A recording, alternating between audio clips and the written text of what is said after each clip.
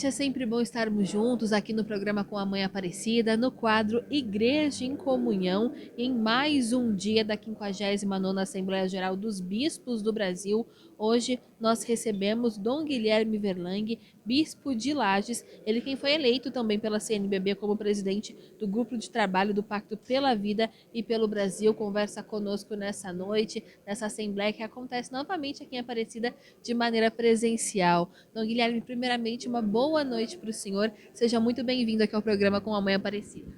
Obrigado, Rafaela. Obrigado aos ouvintes da Rádio Aparecida e de todo o sistema de comunicação, né, da Rádio Aparecida, das redes sociais. É uma alegria poder estar com vocês depois de 2 anos que a gente teve que fazer tudo de uma forma virtual, agora de novo presencial aqui no Santuário da Mãe Aparecida.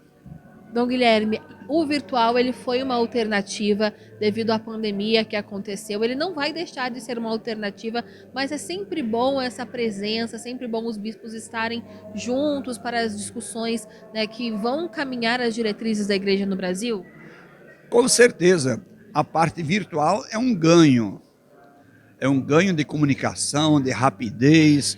Nós trabalhamos muito de forma virtual hoje nas comissões dos bispos, nos grupos de trabalho da CNBB, mesmo nas dioceses, nos regionais. Nós temos muito trabalho virtual, mas não existe nada que substitua o presencial, o contato, a conversa, o abraço, a troca de ideias, a convivência que faz dessa maior conferência episcopal do mundo, que é a nossa conferência da CNBB, portanto do Brasil, não tem nada igual a sentir de perto, a trocar experiências, até um ouvir o outro nos intervalos, as dificuldades, os desafios que temos.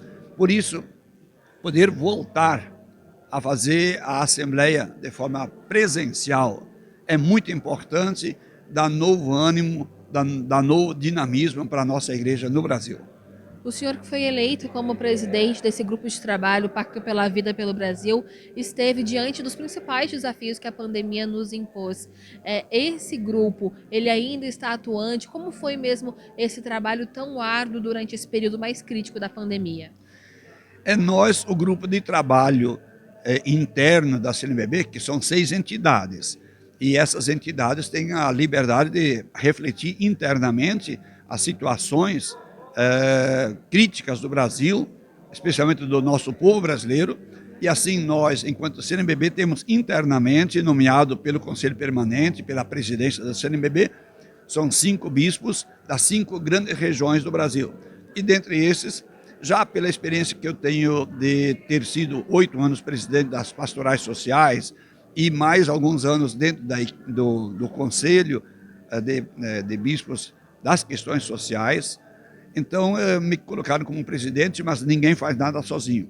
Trabalhamos com o grupo de trabalho, com uma equipe, nós não definimos nada, nós não fazemos publicações, nós olhamos como que as antenas ou os sensores, hoje em dia a gente fala, que estão lá nas diversas realidades brasileiras. E então nós nos reunimos e passamos sugestões, questionamentos, desafios para Dom Valmor e a presidência da CNBB. Dom Valmor, como presidente da CNBB, ele pode falar em nome da CNBB dentro das outras 5 entidades que perfazem o pacto. Agora nós temos sempre nos reunido, várias das questões que são abordadas numa mensagem que vai ser publicada ao povo brasileiro, nós nos reunimos e enviamos para a equipe de redação dessa mensagem. Então, são esses os nossos grandes desafios. Quero dizer que, desde que o pacto foi criado, muita coisa mudou. E muitas manifestações, graças a Deus, são a partir desse pacto que questionam as políticas públicas, a defesa do nosso povo brasileiro, a defesa da saúde, do SUS, a questão ambiental, os grandes incêndios, a devastação da Amazônia, o do Pantanal, enfim, dos ecossistemas, tudo isso aqui nós refletimos e oferecemos como um trabalho que depois a CNBB pode propor para as outras entidades e aí você faz uma nota conjunta dessas entidades.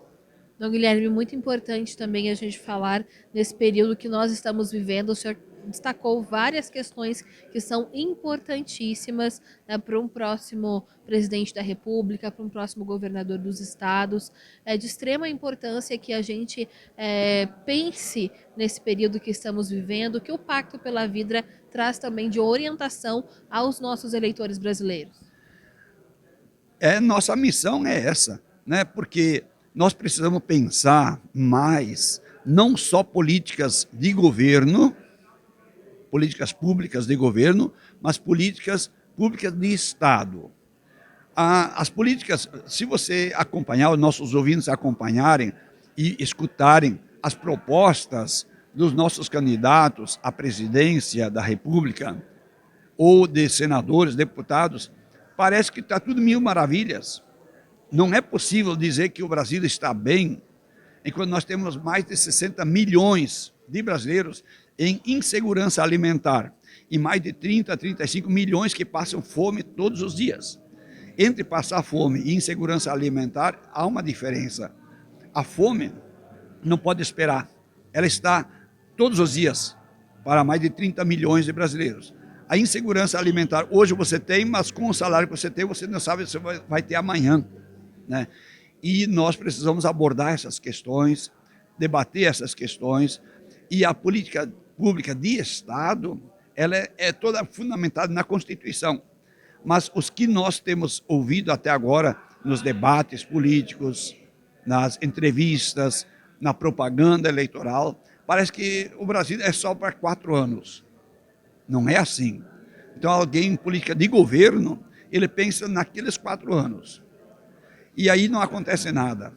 E a maioria das promessas, infelizmente, são sem fundamento, porque não dizem de onde vem o recurso, não dizem como vai se distribuir esse recurso. Política que nós estamos escutando, não há projetos sérios que queiram transformar a realidade já de 500 anos de injustiça. De uma ponta, a miséria, a fome, a pobreza está crescente no Brasil. E é impossível nós pensarmos nisso quando nós vemos um país que tem um PIB altíssimo. Desenvolvimento não se mede pelo PIB. PIB é Produto Interno Bruto.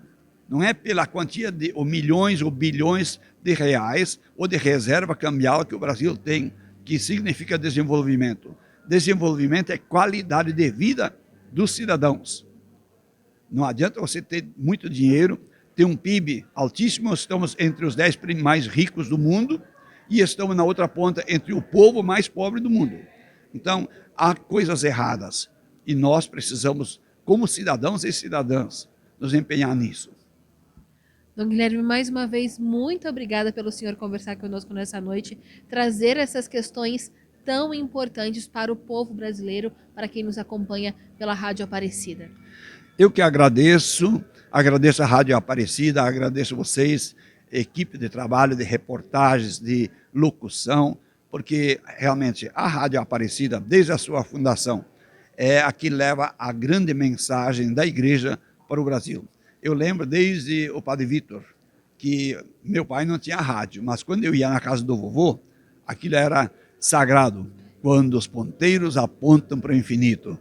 Então eu sou dessa geração ainda, por isso a Rádio Aparecida, desde a infância, está no meu coração.